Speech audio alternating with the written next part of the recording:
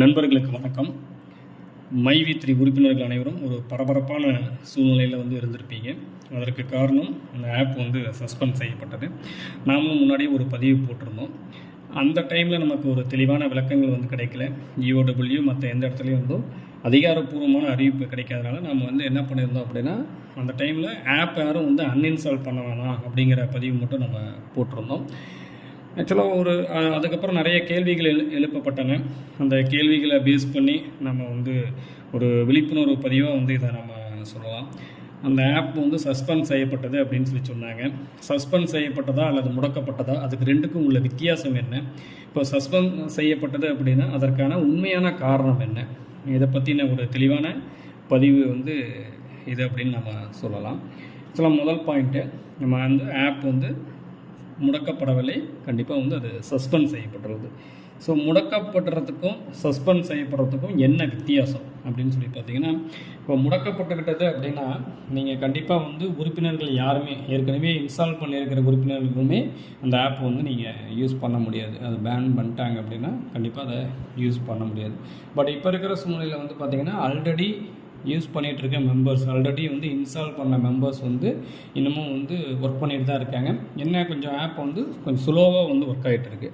But work ஆகிட்டு தான் இருக்குது. ஸோ அப்போ அது முடக்கப்படவில்லை, சஸ்பெண்ட் செய்யப்பட்டது. இப்போது சஸ்பெண்ட் செய்யப்பட்டதுனா இடைக்காலமாக அது புதிய மெம்பர்கள் யாருமே அதில் இணைய முடியாது. ஏற்கனவே இருக்கிற மெம்பர்ஸ் அதை யூஸ் பண்ணிட்டு தான் இருக்காங்க. ஸோ அது சஸ்பெண்ட் செய்யப்பட்டது. ஓகே, சஸ்பெண்ட் செய்யப்பட்டது. அதற்கான காரணம் என்ன? இப்போ காரணமும் பார்த்திங்க அப்படின்னா EOW தெளிவான விளக்கம் கரெக்டாக ஓப்பனாக யாருக்குமே தெரியாது. பட் தகவலின் அடிப்படையில் எல்லாருமே ஒரு கருத்தை தெரிவிச்சிட்ருக்காங்க. அதில் ஒரு கருத்து தான் இந்த காரணம் அப்படின்னு சொல்லிட்டு, நம்ம ஆப்பில் ஆல்ரெடி பே அவுட் கொடுக்க வேண்டியது எவ்வளோ இருக்குது அப்படிங்கிற இதை தெரிஞ்சுக்கணும்.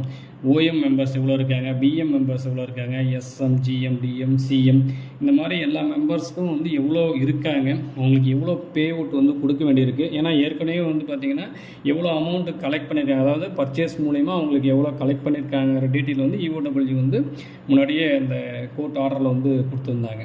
அந்த ஒரு 7 பேஜஸ் இருந்துச்சு இல்லைங்களா, அதில் கொடுத்துருந்தாங்க. ஸோ அதனால் இப்போ பே அவுட் கொடுக்க வேண்டியது எவ்வளோ மெம்பர்ஸ் ஒரு கேட்டகரியில் எவ்வளோ மெம்பர்ஸ் இருக்கிறாங்க அப்படிங்கிற டீட்டெயில்ஸ்லாம் அந்த ஆப்பில் நம்ம ஆப் எப்படி ஒர்க் ஆகுது அப்படிங்கிற டீட்டெயில்ஸ்லாம் கலெக்ட் பண்ணணும்.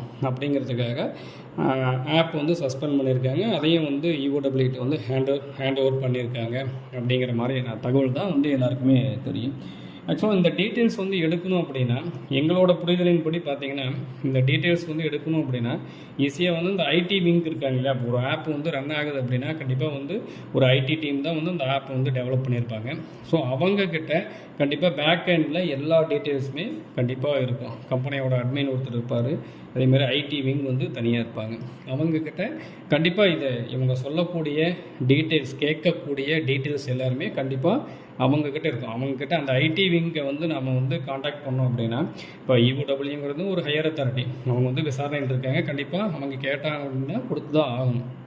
இப்போ அந்த ஐடி விங் கிட்ட கேட்டாங்க அப்படின்னா இந்த டீட்டெயில்ஸ் எல்லாமே ஈஸியாக அவங்களுக்கு கொடுத்துட முடியும்.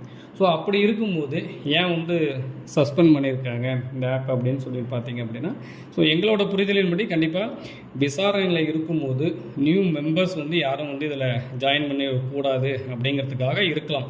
ஸோ அதனால் நம்ம இந்த ஆப் சஸ்பெண்ட் பண்ணியிருக்கலாம். இப்போ லாஸ்ட் வீக் ஃப்ரைடே பார்த்திங்க அப்படின்னா ஜோனல் ஆஃபீஸஸ் க்ளோஸ் பண்ணி வைக்கணும் அப்படின்னு சொல்லிட்டு அந்த MD சார் வெளியில் வர வரைக்கும் க்ளோஸ் பண்ணி இருக்கணும் அப்படின்னு சொல்லி ஒரு அறிவிப்பு வந்துச்சு.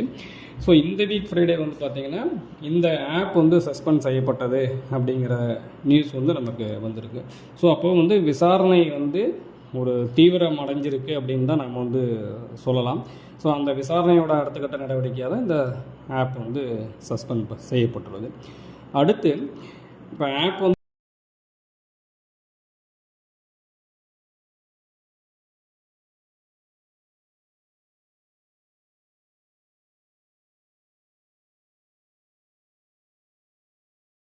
வந்து அவங்களால வந்து புதுசாக வந்து இன்ஸ்டால் பண்ண முடியல. என்ன காரணம் அப்படின்னா ப்ளே ஸ்டோரில் இல்லை. ஸோ அப்போ அவங்களுக்கு வந்து என்ன டவுட் வருது அப்படின்னா, இப்போ நாம் வந்து அன்இன்ஸ்டால் பண்ணிட்டோம், திரும்ப நம்ம வேலட்டில் இருக்கிற அமௌண்ட்டெல்லாம் வந்து என்ன ஆகும், திரும்ப கம்பெனி வந்து பிரச்சனை இல்லாமல் எம்டி சார் வெளியில் வந்துட்டு ஒரு பே அவுட் வந்து ரிலீஸ் பண்ணுறாரு அப்படிங்கும்போது நம்ம வேலட்டில் இருக்கிற அமௌண்ட் வந்து என்ன ஆகும் அப்படிங்கிற கொஸ்டின் தான் எல்லாத்துக்குமே கொஸ்டின் மார்க் இருக்குது. கண்டிப்பாக வந்து வேலட்டில் இருக்கிற அமௌண்ட்டு கண்டிப்பாக அப்படியே தான் இருக்கும்.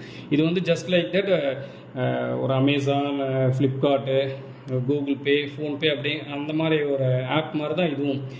இதில் வந்து பார்த்திங்கன்னா ஒரு ஆப்பு, அதோட பேக் எண்டில் கண்டிப்பாக வந்து உங்களோட டீட்டெயில்ஸ் எல்லாமே ஸ்டோர் ஆகி தான் இருக்கும். ஏன்னா ஒரு ஐடி அப்படிங்கிறது உங்களோட ஒரு ஃபோன் நம்பருக்கு ஒரு ஐடி தான் போட முடியும். ஸோ உங்களுக்கு ஒரு டூப்ளிகேட் ஐடி கண்டிப்பாக போட முடியாது. அந்த ஒரு ஃபோன் நம்பருக்கு ஒரு ஐடி தான் இருக்கும். அப்படி இருக்கும்போது திரும்ப இப்போ நீங்கள் ஜிபேவே யூஸ் பண்ணியிருக்கேன், ஃபார் எக்ஸாம்பிள் சொல்கிறேன், ஜிபே, ஃப்ளிப்கார்ட் அந்த மாதிரி எந்த ஆப் வேணாலும் யூஸ் பண்ணுறீங்க.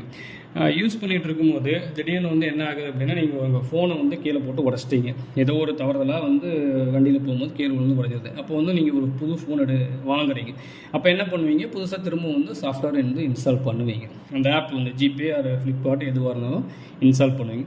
அப்போ நீங்கள் இன்ஸ்டால் பண்ணும்போது என்ன ஆகும், உங்களோட ஹிஸ்ட்ரி எல்லாமே அதில் வந்து அப்படியே தான் இருக்கும். கண்டிப்பாக அதில் வந்து டெலீட் ஆகாது.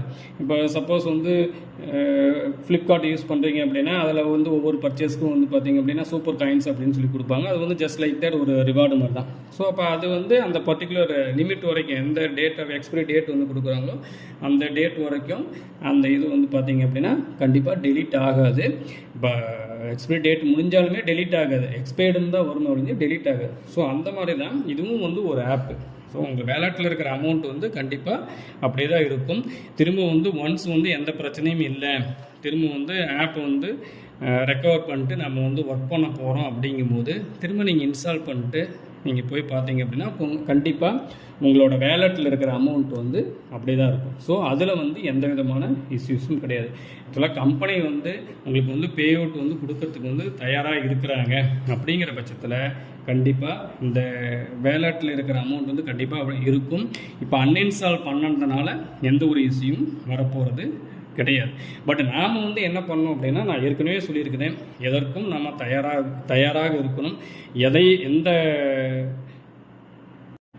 முடிவாக இருந்தாலுமே அதை ஏற்றக்கூடிய மனப்பக்குவம் கண்டிப்பாக நமக்கு வந்து இருக்கணும். ஸோ இது எதுக்காக நான் வந்து சொல்கிறேன் அப்படின்னா, அந்த ஆப் வந்து அன்இன்ஸ்டால் பண்ணுறதுனால வேலட்டில் இருக்கிற அமௌண்ட் வந்து கண்டிப்பாக போகாது. கம்பெனி வந்து பே அவுட் வந்து கொடுக்கறதுக்கு ரெடியாக இருக்காங்க அப்படின்னா கண்டிப்பாக வந்து வரும். பட் வந்து அந்த டைமில் நம்ம வந்து கம்பெனி அக்கௌண்ட்டில் வந்து நம்ம பே அவுட் கொடுக்கக்கூடிய அளவுக்கு அமௌண்ட் இருக்கா அப்படிங்கிறத மட்டும்தான் நம்ம வந்து பார்க்கணுமே ஒழிய, இந்த வேலட்டில் இருக்கிற அமௌண்ட் வந்து கண்டிப்பாக உங்களால் இந்த அன்இன்ஸ்டால் பண்ணதுனால எந்த இஷ்யூவும் வரப்போகிறதில்ல.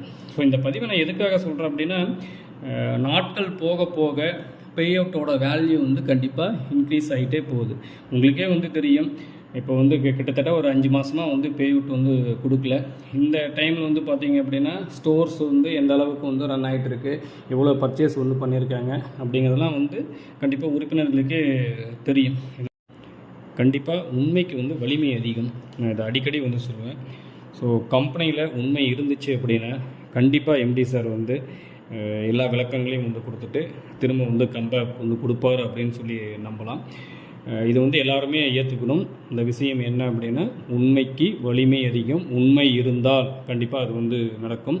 அவர் சொன்ன கூற்றும் வந்து உண்மையாகும். நல்லவர் லட்சியம் வெல்வது நிச்சயம். கண்டிப்பாக அடுத்த ஒரு நல்ல அப்டேஷனில் உங்களை வந்து சந்திக்கிறேன். நன்றி.